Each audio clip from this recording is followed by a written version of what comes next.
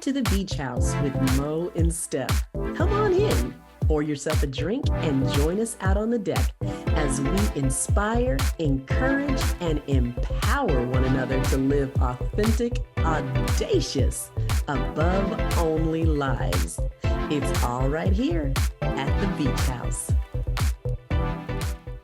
Welcome to the Beach House with Mo and Steph. Hey, What's up? how you doing? We are doing good. We have a special guest with us today because what had happened was Explain this to the people. what had happened was we did this amazing interview with this guy on the Smooth Jazz Cruise, and for whatever reason, when I got home, there was no sound. None. Yeah. It was really good too. Why are you laughing over there? It was really good too. So, all right, we're going to take two. All right, take two. So take two. We have with us at the Beach House Who do we have? our special guest, Mr. David Dyson. Hey. And the crowd goes wild. Yes, thank you for joining us again. My honor. My pleasure. So this guy is like a phenomenal bassist, producer, arranger, writer, all of the above, and all around cool guy. He's like, I'll take it. All around cool guy, but a phenomenal musician. So yes, we just wanted to get with you and find out who you are and what makes you tick. Oh, the secrets are out. Out. Because everybody does, the typical, when did you start playing bass? You're such a you played with everybody. Everybody knows that stuff. But we'll let you highlight it anyway. So, who are you? What do you do? Who you with? Oh, and how did you start? Who you with? How did I start? What? How did you start with the bass?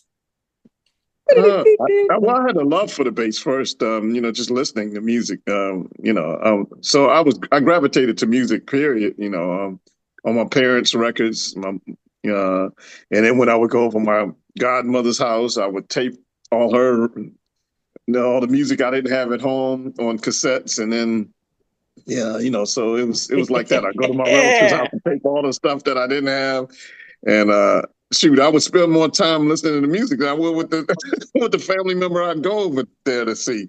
But no, that's how I did it. But I just gravitated to the bass, and like I said, it was that first. So I loved the Graham Central Station and all that, Sly Stone, before I even played bass. But what really made me say, "Oh, I've got to play bass," was when the Brothers Johnson's first record came out. Look out for Number One. Ooh. And I was like, I just used to stare at that cover, and wow. And I loved Louis Johnson's playing. I was just drawn to it, and so that's what got me started. That's it. Then I asked my parents, "Can I get a bass for that next Christmas?" They were like, that costs real money. That's not the $6 million man. That's the $100 and stuff, right? They're like, right. Oh, shit, we shouldn't have let them listen to the music. No, but they always, even before that, they would get me stuff from like Toys R Us, the drums that would last like one day. And the guitars from there, they would only last like a day or two. It wouldn't really, they fell apart. If you really played them, they'd fall apart quickly. Wow. But you had to go to the real music store. Right. Well, yeah. I think my first bass was from like Best department store called Best. They don't even have those anymore. But at Best, they would have everything. I was waiting for the buy part. I know. I'm like, Like No, Best. no, not Best Buy. It was just Best. I was It was called Oh. Best. It was a department store. And then the funny thing, their catalog was this thick. It was ridiculous. And so you could buy weights, different kind of weights from there, weightlifting equipment, and you could buy home stuff. You could buy musical stuff. It was crazy. I mean, It was the first Walmart? and some I guess gas. so. Yeah, you're right. I guess it was like that. Yep. Wow. So, and they had bass, but even Walmart doesn't have bass guitars. They had guitars and bass guitars. Oh, wow. Hey, I don't think we had that out on the West Coast. Mm-hmm. Yeah, it was. I used to like to just look through the catalog. It was so much stuff, and I was fascinated. Yeah, I don't think we had that on the West Coast. I think, we had Jimco. Jimco, never heard of that one. That was our thing. Yeah. We had Jimco, but we never had Best. Yeah. No. Wow. I'm sure somebody owns somebody. Yeah, exactly. Somebody it got swallowed up by another company or something. Or, so were you like just into the music, or did you do sports and all that stuff as well? Oh, I was definitely into sports too. Martial arts too. I would love martial arts. Anything. The funny thing is, anything that came on TV or in the movies that had anything to do with martial arts, I wanted to see it. I wanted to be there. And the funny thing is that I didn't realize it until later on. I'm kind of mad because those comics are thrown away. I did not throw them away, but I had the very first martial arts comics, which was the Shanghai Kid. Oh. And those are worth a lot of money now. I didn't realize that then, but I had them. I had a stack of them. I would just buy them because it was martial arts, and I would read them all like, oh, shoot, martial arts comics. Those were the very first. I found out those were the very first martial arts comics. And I had a stack of them. But when I went to college, Mom threw the stuff away. Yeah, stuff got thrown away. I had them in my closet, up in the closet on the shelf. So did your bedroom turn into like the love cave or the man cave? My mother's a minister, so it turned into her was not closet. The love cave. It was not the love cave. It was not her naked. It wasn't the naked room. No. Bow, chicka, bow, wow. Dave's gone. Oh, shucks. He's gone. Hey. See, that's funny because you said the martial arts, because when I met you on the Smooth Jazz Cruise in 23, you had on this Bruce Lee shirt. And I was like, that's a nice shirt. And so you started talking about Bruce Lee and stuff. And I'm like, oh, I'm into martial arts too. I actually own a school. And so that's how we actually started talking. Right. Wow. I remember that. Wow. Yeah. Another martial Bruce Lee shirt I had on. I have tons. I got a zillion Bruce Lee shirts. So. I don't know which one it was, but it was pretty cool though. Thanks. Elevate martial arts. There you go. There you go. Wow. We elevate. So how did you so you elementary school got into the bass. High school, did you play bass in high school? Right. That's when I started. I was playing bass before I got to high school, of course. Matter of fact, I would get in trouble in junior high school when I was in the guitar class because there was like the classical guitar. Oh. And so, we were supposed to play the lesson, but I was playing bass on it. And I remember my music teacher, her name was Miss Batson. And she was she was real spicy. She was like, and I wasn't supposed to be playing bass on it. So I learned the lesson and I started playing bass on it. Like I said, Mr. Dyson, put the guitar up, and now you got to write 500 times. I will not play bass on guitar and stuff like that. So did you really? Yeah. Really?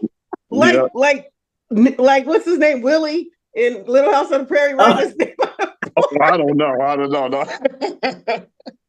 Wow. Yeah, that's what I had. And so I got caught like twice. And then I'm so hard-headed, I still would play bass, but I'd do it when she couldn't, when she went around, when she couldn't hear me. But then she had me teaching the other students stuff, after that. So I was like, she recognized. That's passion. Recognized. Yeah. So, but it was high school. I joined. I was in the string orchestra on upright, so we did classical and stuff. And then I was also in the jazz band in high school, so I did play bass in high school. So you got to act up a little bit. Got to act yeah, up. yeah, just a little bit. It was fun. It was fun. It was fun. And Did that move into college, or did you jump into like professional? Like somebody saw you and they're like, "Hey, yeah, that went into he's college. good."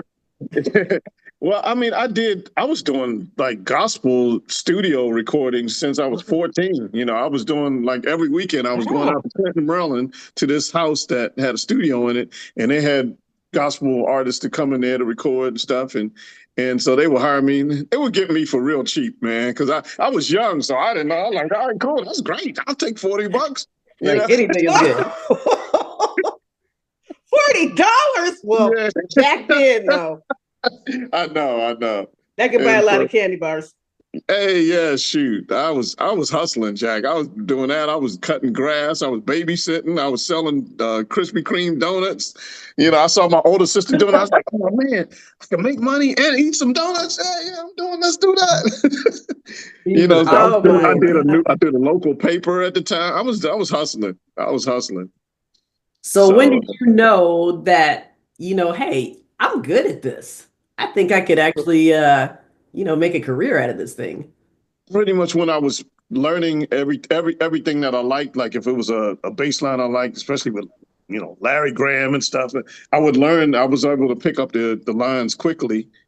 And so it was funny. So people would say, oh man, can you play like the latest cut that was out that had bass heavy or whatever, like, I'm dating myself, but like Slide by Slave back in the day. Oh, can you play Slide? As soon as they find out you can play bass, they say, can you play the Slide? And I'm like, yeah, of course I can play Slide, man. Whatever the latest thing was out, that had was bass, heavy bass laden. People would ask, can you play this? Can you play that? And when I knew I could play, when they would ask me to play something I haven't played before, but I knew I could play it. You can, when you just hear it and say, of course I can play that. Yeah, I know I can play that. I can play it, And so that's when, I pick it up. But I definitely had the passion for it though, because it wasn't about people. Sure. It wasn't about how people perceived me. It was just about that I had the love for it, and I just wanted to keep playing. I just wanted to play. That's all I wanted to do, play. And I remember I used to sing myself, in my head. I had the whole concert, David Dyson concert, the places, because I'd see, and I'd fall asleep on that dream, all the time. Like I was Bootsy. That's what a dream is about, though, because now you're doing it. Exactly. So I would dream, I would fall asleep, going through a whole concert in my head while I'm in bed, because I was seeing all the Bootsy, and I've seen Brothers Johnson live, Natalie Cole, P-Funk, all them Barcades. So I would see them every time they came in town.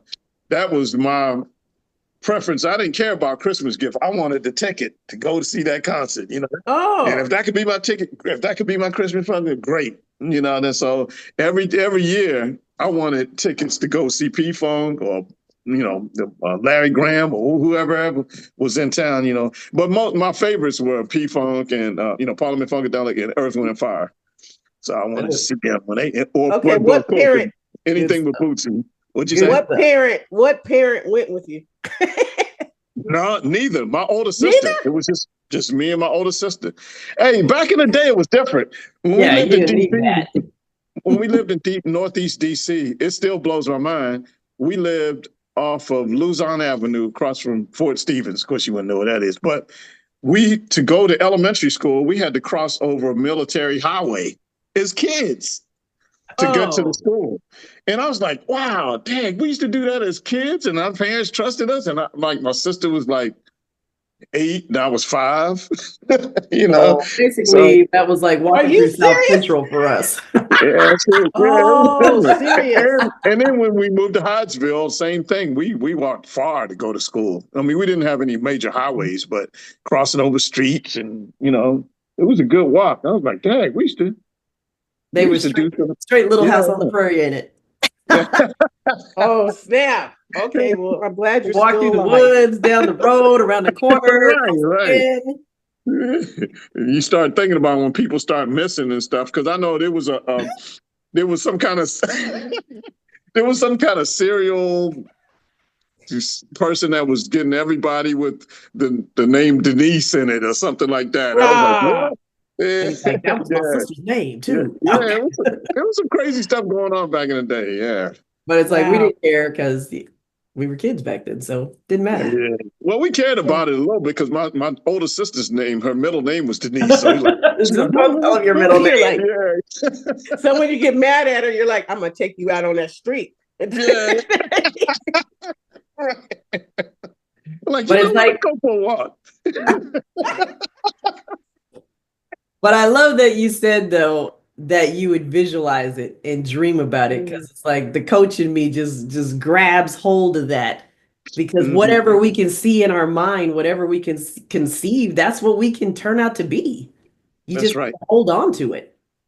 That's important. I think the first time, I mean, I was doing it before, but it didn't really come, I wasn't able to connect that whole thing until I saw when John Jones, as John Jones was coming up before he was champion, I could see he was great. I could see, I was watching all his fight. I could see he was great. Even when he got the one that he lost, he got disqualified because I think it was a knee or something before the guy it didn't have his knee totally down, whatever. He lost. He was disqualified. That's what. But he won that fight. But I saw that he was great, and I remember he had an interview, and he said he would visualize himself going in there and winning all his moves and everything before the fight even started. And I was like, and he always signed his name champion. Yep. He always said he was UFC champion, and they're like, hey, that's bold, and he's like, that's what is gonna happen. Yeah, that happened. Yeah, that's that hit home. That hit home. And I would always say, and so when I would always say, I'm gonna play all the places I would that I would go to see Bootsy and P Funk and Earth, Wind & Fire. They that was the Capitol Center and RFK Stadium, and I said, one day I'm gonna play here. And I kept on saying that one day I'm gonna play there. I didn't even realize it until I had finished sound check, and I was there with New Kids on the Block, and I was like, oh my God. I always said that I was going to be here, and here I am. That's crazy. The moment is right now. And it didn't matter about all the other stadiums and all the other arenas that we did across the nation.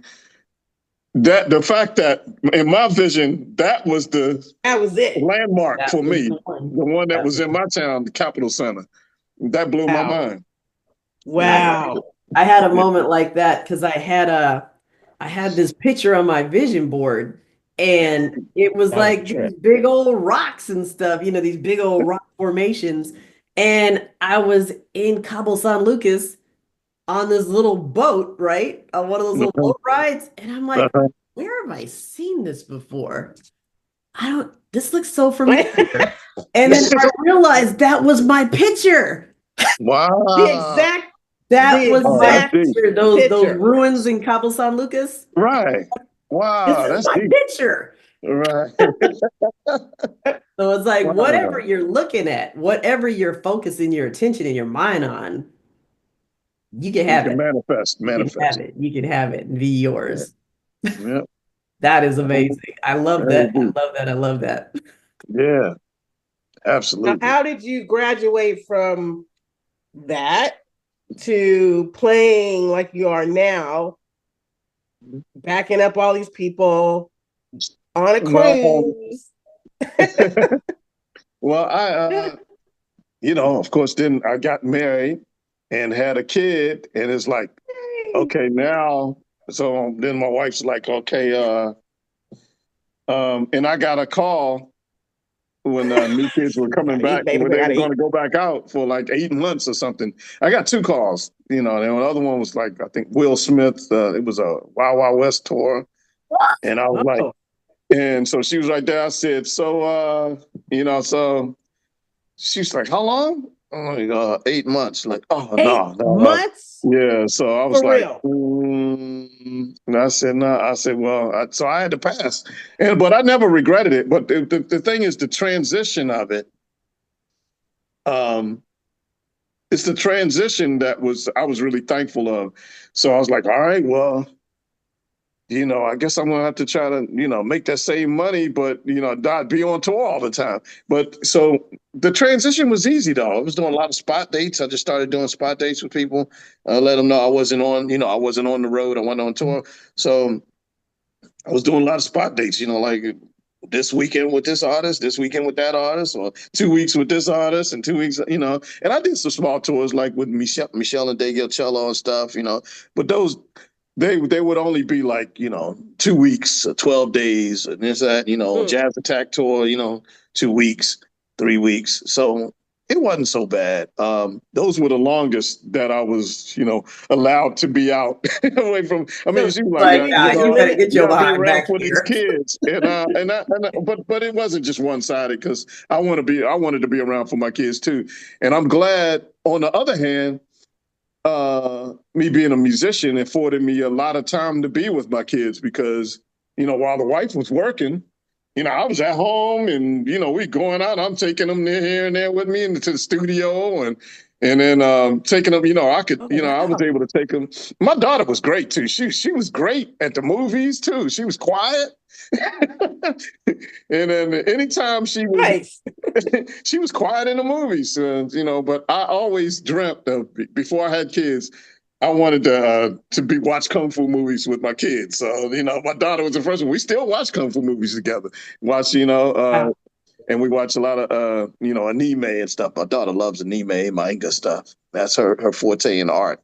Right. So that was the transition was easy, not being on tour all the time. And to be honest, I like it better because I realize with the new kids, when you're for years, several years I was with them, 2.5 years, when you're touring the world, you just that's pretty much all the music that you can do. You don't have a lot of time for other people in between. You try to make time, or you can, but then again, if you're on retainer, it doesn't matter if you commit to something and then something pops up with them.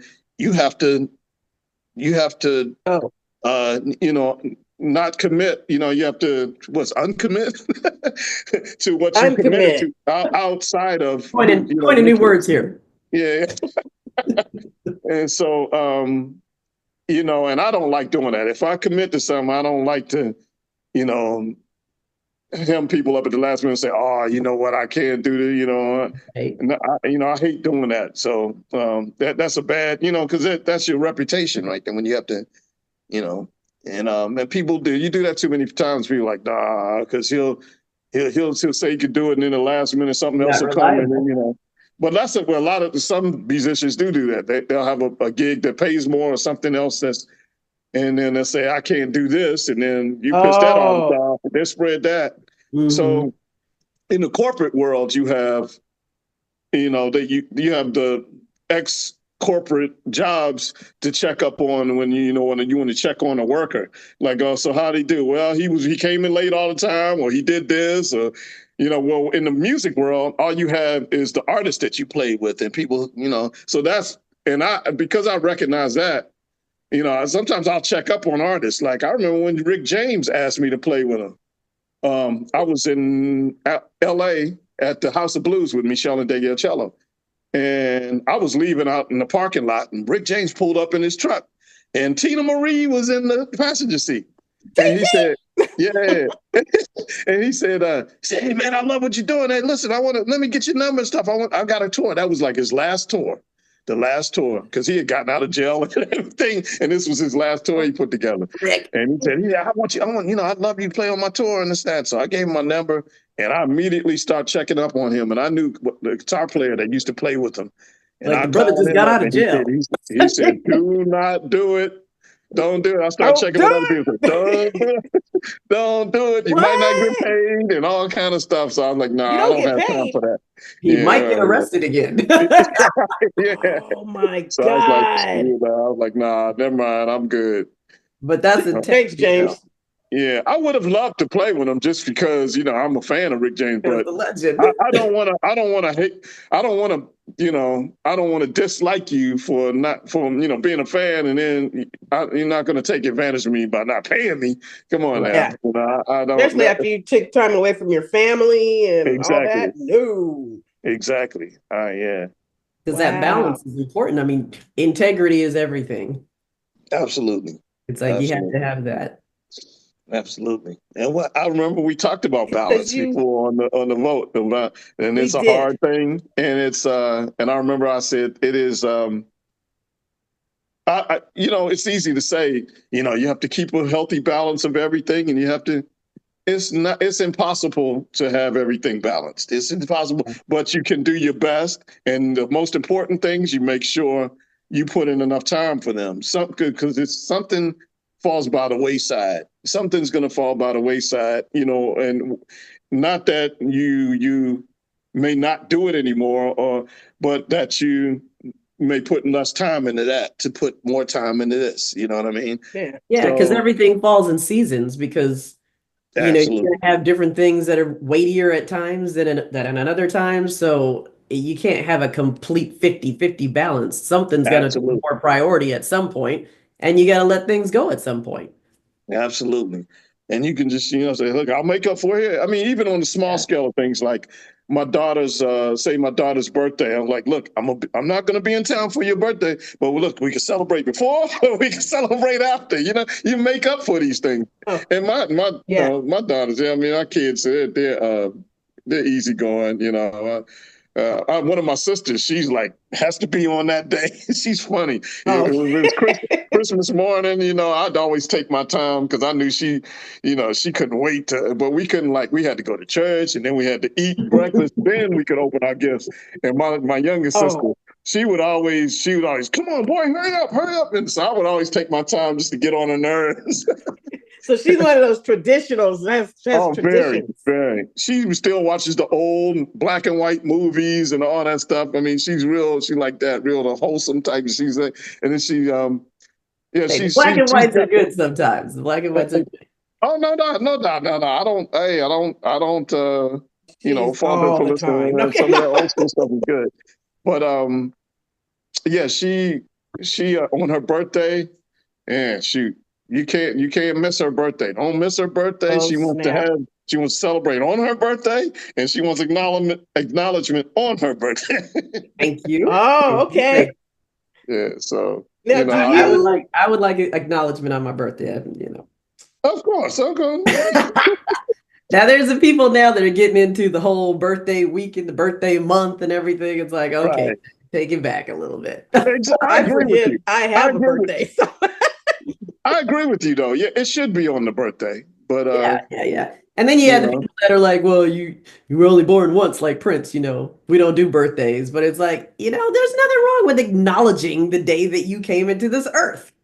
That's right. Good thing. Especially when you look back and think of all the. And he's like, wow. Yeah, I still have use of my eyes. I could have got my eyes poked out. I mean, I still can walk. You shouldn't take that for granted. Let's acknowledge that. Let's celebrate. Exactly. Anything can happen at any time. And the longer you're on this earth, unscathed, or, you're able to do, have a purposeful living, be able to walk and get around. It's worth it. Absolutely. Okay, I have a serious question. Okay. This is for the financial person over here. So he's like, oh, don't ask that one. Like went bankrupt twice, but no. It's like a two-part question. So as far as because we're talking about balance, who was the one who would keep the calendar? Because I know you have to keep. For me, I have 5 kids, so I had a strict calendar. If it's not on the calendar, it ain't happening. And I literally had a big calendar that you go and put everything on there. And if it ain't on there, boo-boo, it ain't happening, right? Who kept that calendar for you to keep everything lined up? And then my second question is, did you, through all this time, did you have like a financial, like a planner or somebody, planning out the finances and the budget and all, who did all that? You're like, oh. Okay. To answer question one, the calendar, really, I would say there's three calendars. Because, okay, the calendar that my wife and kids will be on, that they have, I have to make sure that I have anything special there, birthdays, anniversaries, Over there. like even now on my tour calendar, I have one calendar for all my performances and stuff, but I also put in important dates of with my family to make sure I don't book anything on that date. Okay. And Makes then, sense.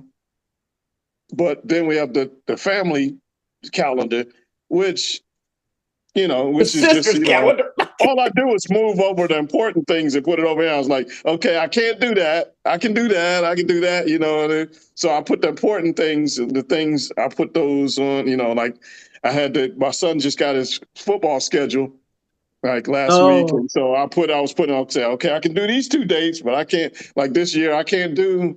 We normally go up for the first game of the season, but I can't. I can't do the first two. I'm gonna be out of town, so. Okay. So it's a collective effort, I'd say. So, It's a balance act. yeah, it's a collective effort. So I have like two calendars: the personal calendar, the business calendar with everything on it, even like with the interviewers on there on the schedule. If I have any interviews or performances or anything, that's all on one calendar.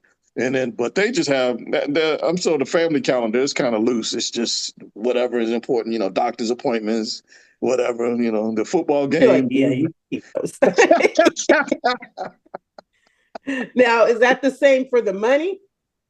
Or do you have like Money's a different. financial You planner? know what? It's crazy.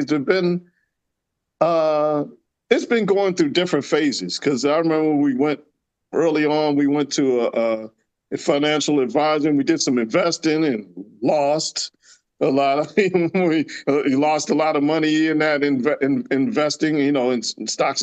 Man, right now I don't even know what's going on with the stocks too.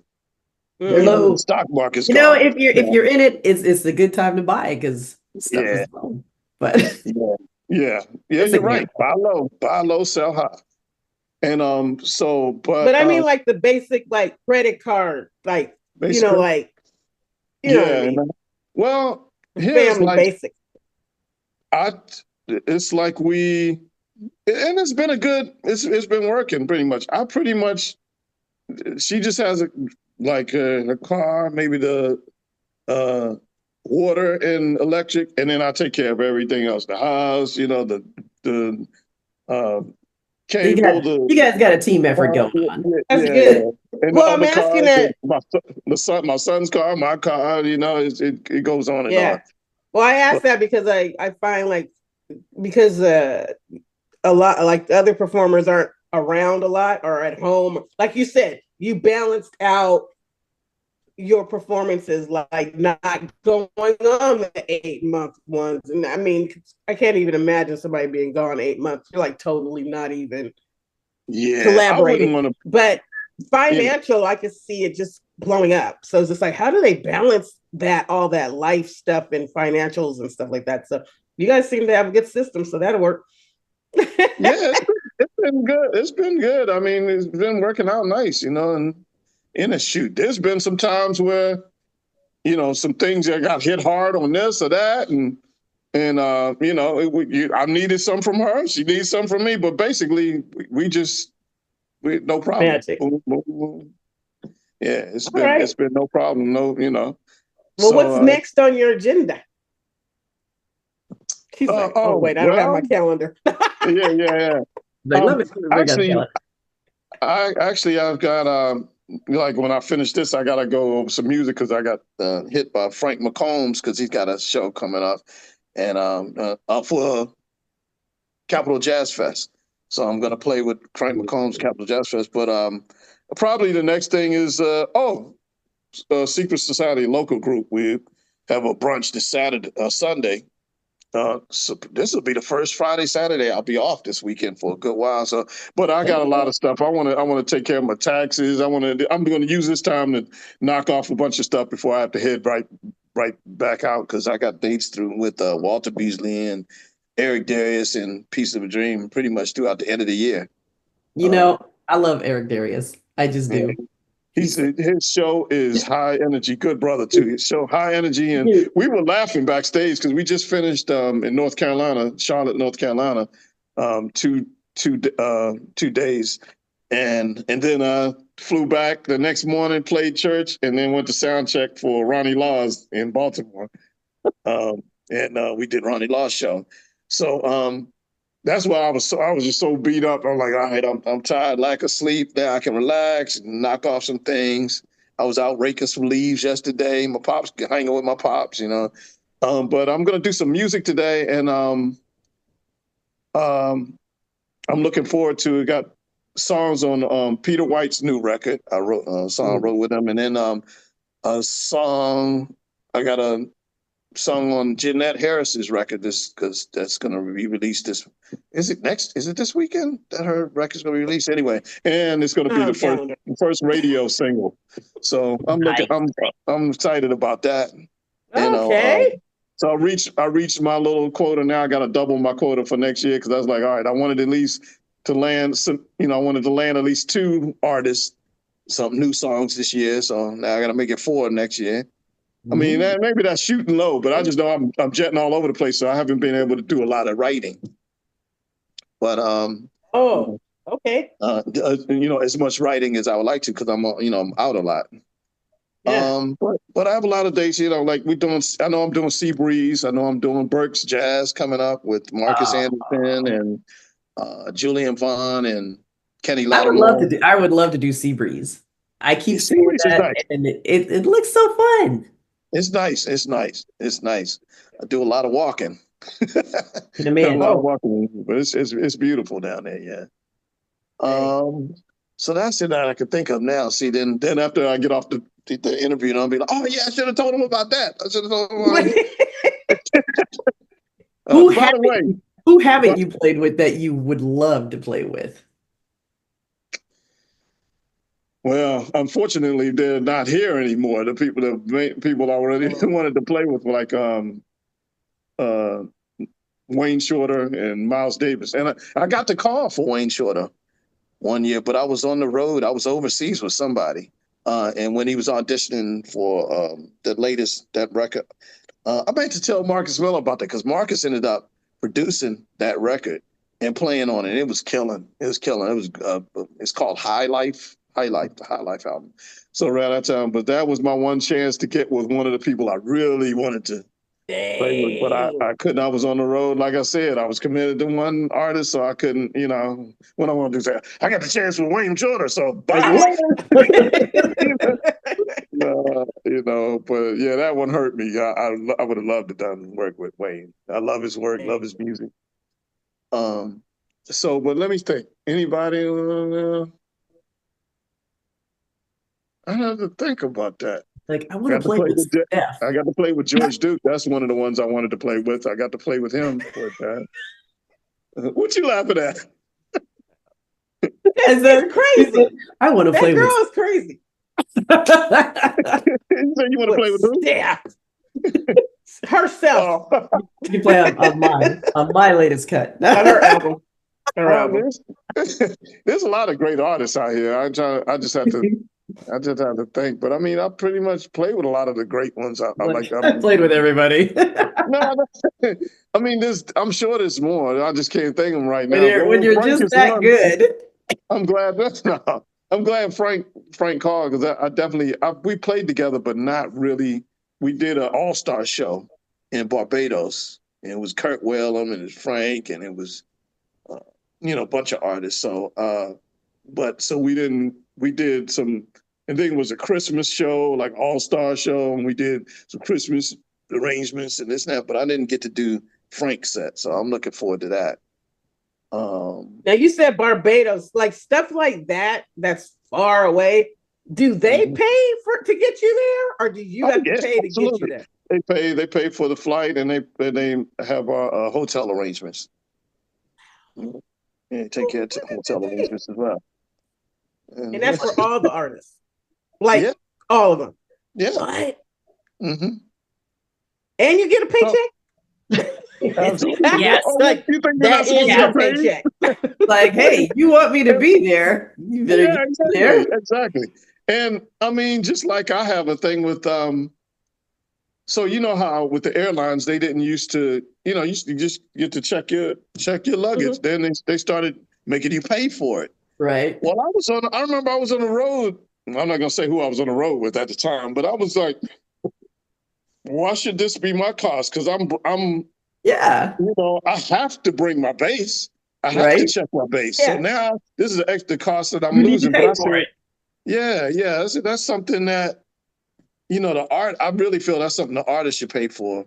But then I let it go because I said, you know what, it's a business write off. So and you always need to. Now, who is the most like organized artist that you've played with, as far as like getting you there, getting your equipment there, getting you just like, man, they were on point. This is going to I didn't have to surprise think about Had, anything. had cookies on your bed and everything. And you. Mint on the. This is going to surprise you. She's the Okay. youngest, Kayla Waters. Kayla Waters. Wow. I love the way she I does love business. her. I told her how proud of her I I love was her. because she's Kim Waters' daughter. She plays keyboards. Yeah, I Great. got to see her in Napa. She was Yeah, amazing.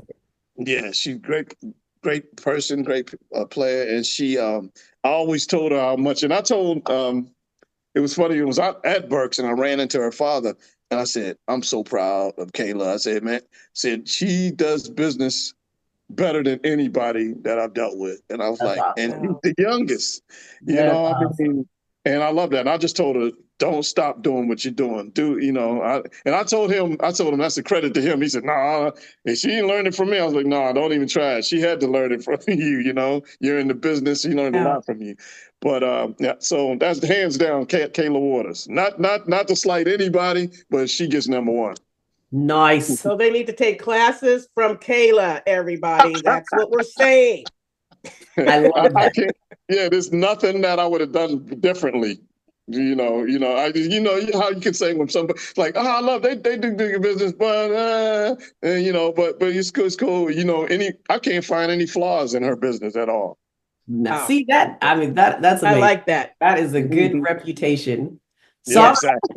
I'm going to ask you then, for new artists coming up, what are 3 things, must-haves, that you believe they should have as a part of their being, their persona? What do they need? 3 things that is just going to carry them. Well, number one has to be the passion for the music. Um, they're not going to get through. I mean, because it looks wonderful and luxurious and just easy going. And people have that saying, is like, oh, you work if you do what you love, you never work a day in your life. That's a lie. Mhm. That From is the not devil. cute. It's a cute saying, but Yeah. no matter what, Not no true. matter what your passion is, if you're Work working, it. yeah, there's always going to be some elements that's going to make it work. Mm. At some point. In general, I love playing music. It's my passion. It's my profession.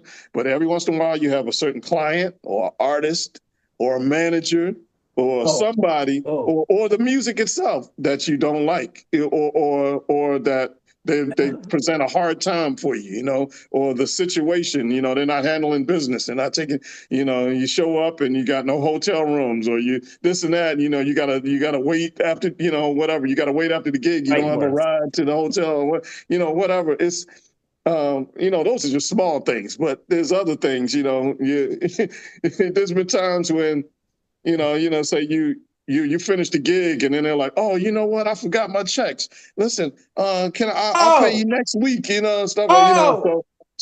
Them so fighting words. yeah, exactly. So that's when Oh. it's all these things that help to shape like, okay, That can't happen to me again. So this is how I'm going to set up my little format of how business has to be done. Now, certain people, you know, the credit's good with you, or that you know the reputation, and so you don't have to go through all that.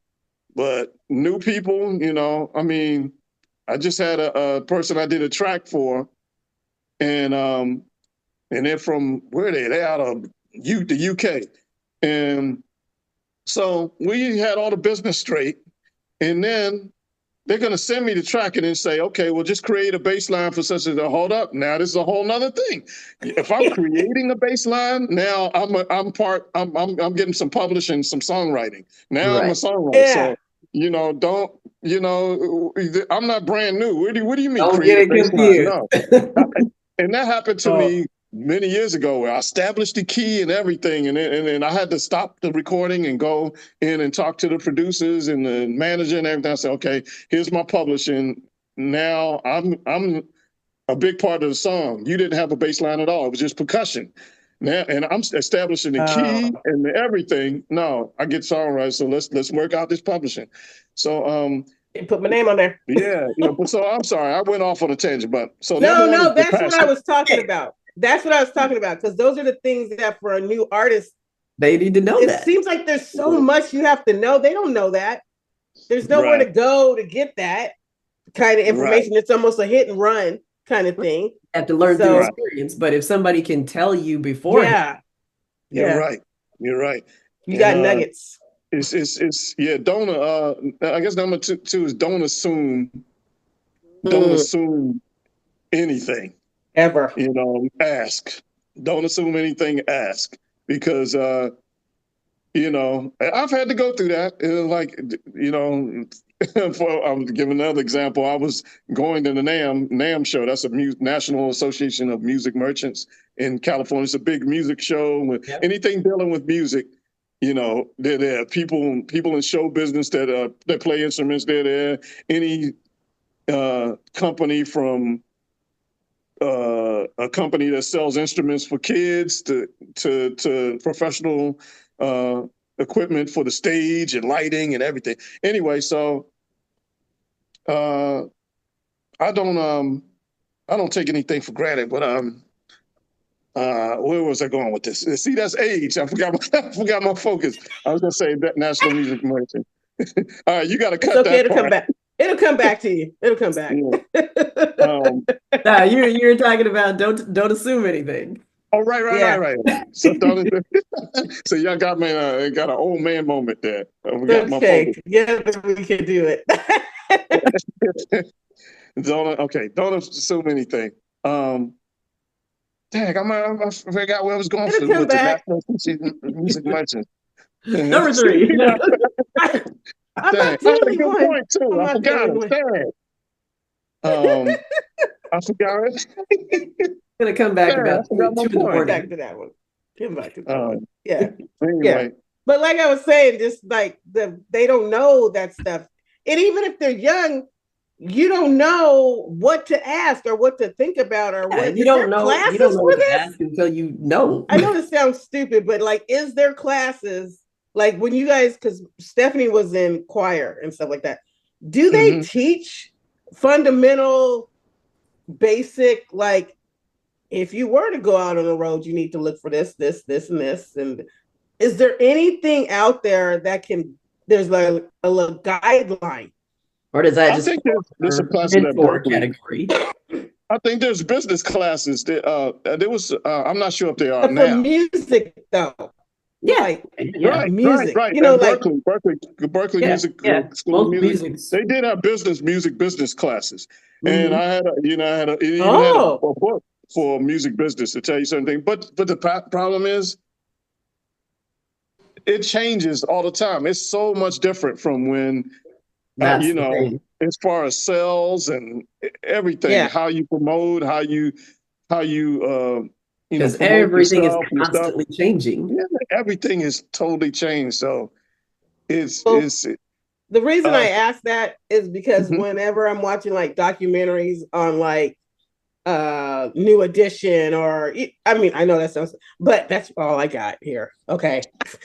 They got And jacked. all these little artists, and it's like every single one of them back in the day, you know, in our parents' day or whatever, they all got tripped up on the same crap. Like the financial part, the not know, like singing and not getting the money because the people pay for the hotels or whatever. It's like, is there anything out there that's like helping them to have the right guidelines? That's what I was asking as far as that, because it seems like it's the same story, same storyline. Yeah. I think it's probably helpful to get a not just any regular attorney, but get a music business attorney that would know all these things. And okay, music but I business think and first, because when you get a contract, you're not going to realize all the little smooth talkings. You need somebody that can decipher all that. Decipher all that. So that's one.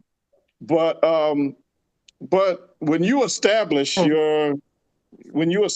what how you do business, like I know I was talking about the person from it was a company from UK that I did a bass track for, and we got handle all the business, and then they come to this one area, and like I said, and so I said if that's not cool, I say this is what I need now.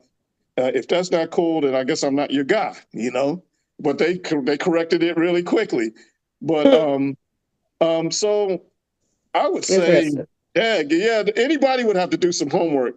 That's a good question. I don't know I'm sure there's some people out here that have music business courses that you could take and to help you get through something. Because you're absolutely right. A lot of people, even like artists that I've worked with, I've been told, how they've been taken advantage of at different points. I remember when I first started playing with Chuck Brown, he told me he just recently started really making the money. He said he got taken for bad for all his for royalties and stuff for way back. He said he just recently started. Of course he's gone now, but when I started playing with him back in 2009, and he said he had just started making that money because he got the right people in line to make sure he got what he was supposed to get. But I mean, that's a sad story when you do something that's a landmark hit, and then they take all your money, and then now you still got the fame and the name, but now you gotta, you may not do another hit that's that big again to make all that money. They got,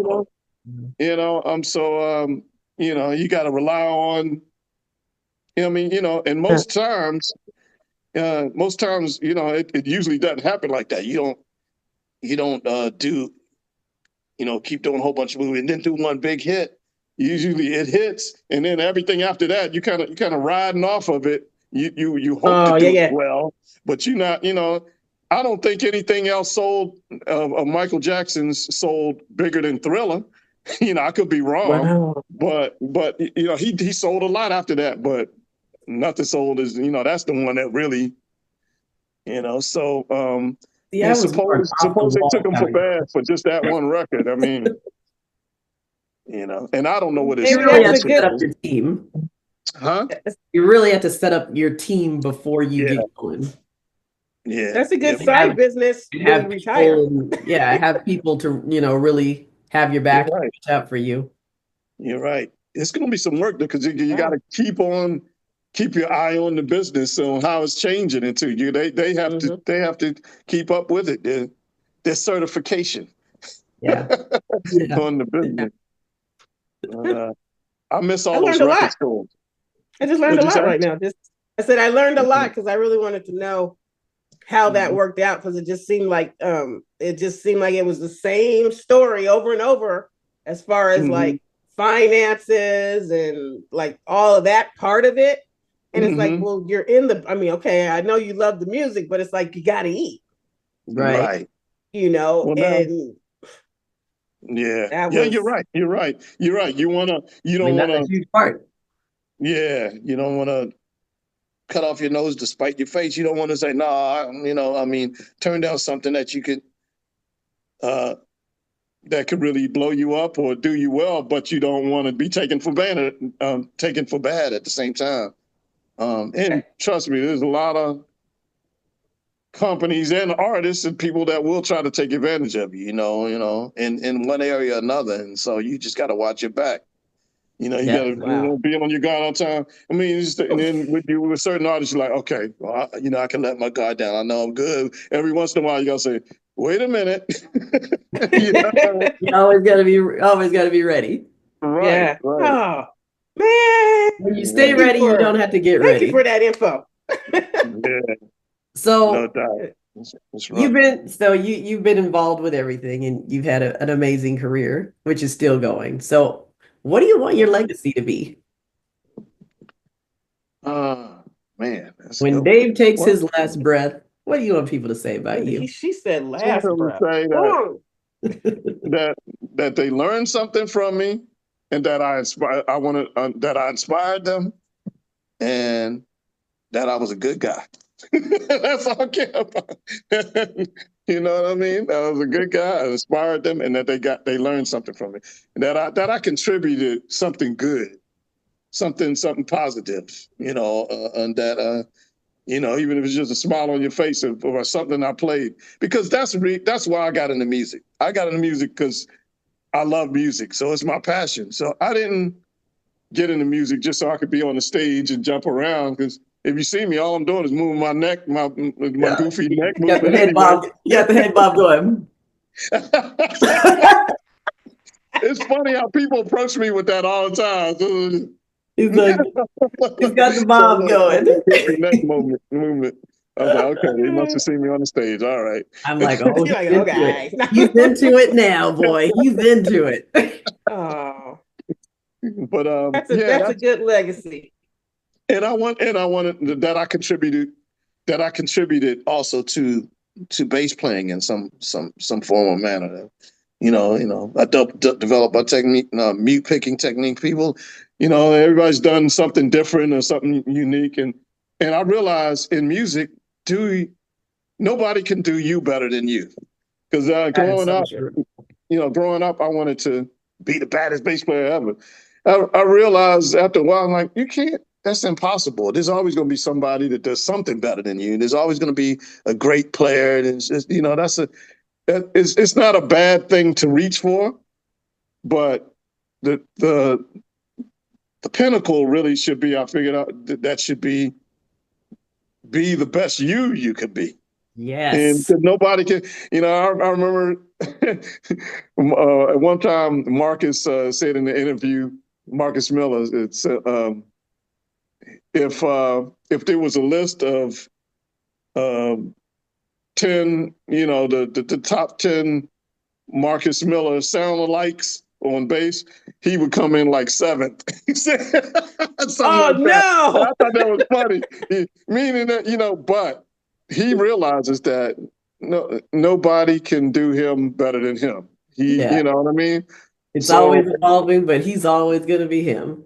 Right. And so seeing his confidence, no matter where he was, I remember it was many years ago, seeing his confidence, how he, I like that. I like so he's like a mentor to me. I look at how people move and how they, and he's just the most even keel guy, and just a killer, of course, a killer on the instrument, multifaceted, multi-talented.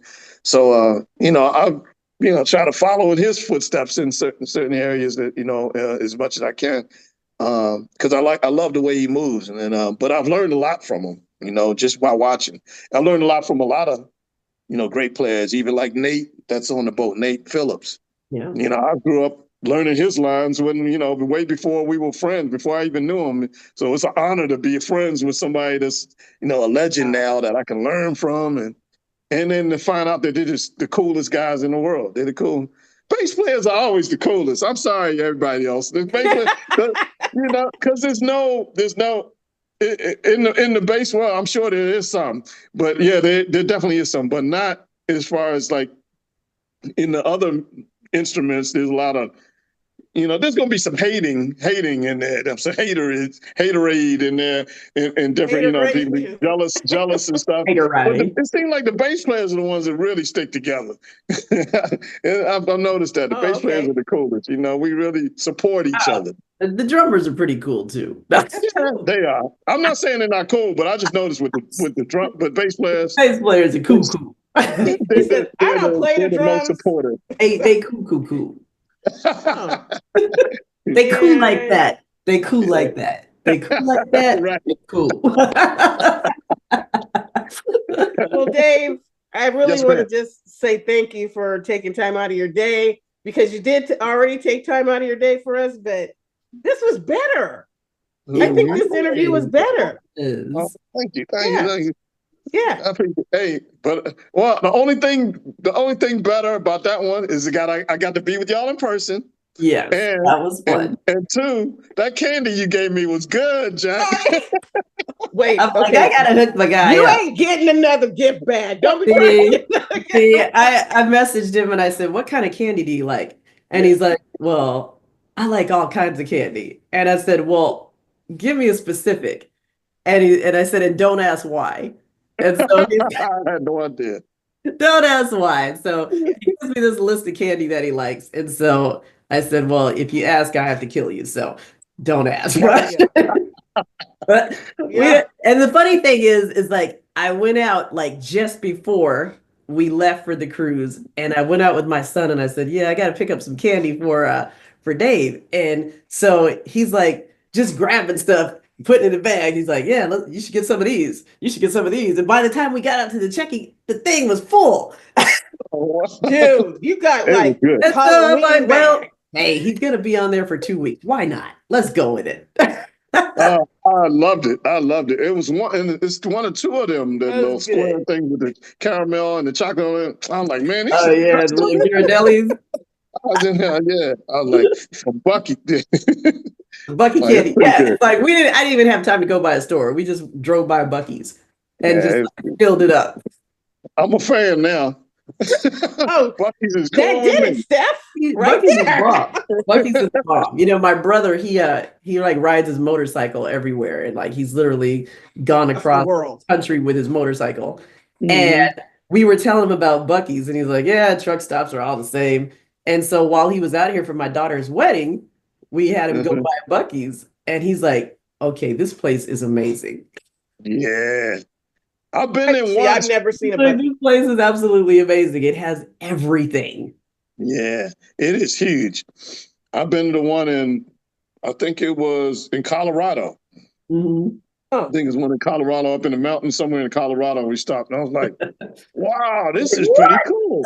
Crazy. I think I got a sandwich. or something. But they have like barbecue in there, everything. Yeah, they had crazy stuff. But now, first thing I'm going to think about is looking for those candies you got left. Well, now we know how to get you on the show. So we know. There we go. Break out some candy. But definitely thank you for your time today, though. That's awesome. And just joining us. And you would definitely I learned a lot. As a cool dude. Yes, you're a cool dude. And tell your family thank you for giving up some time for us today. No problem. No, they think about me at work, and my daughter's in Baltimore, so it's just the cats over here. They say it's cool. They're taking naps. Oh, they cool? Okay. Well, Nice. Well, much success to you in your amazing career, and have you on again. Likewise. Appreciate it. See y'all soon somewhere. I guess I'll be in California soon with somebody. Somewhere. And hey, you know what? Mm-hmm. We just want to thank you guys all for joining us on the Beach House, joining us with Dave, and hey, hit that subscribe button, because the Beach House is all about encouraging, inspiring, and empowering women to live their best blessed life. So subscribe, boom. Oh, like that. You like that, Monique? Like that? Subscribe, boom. So we will join you next time at the Beach House.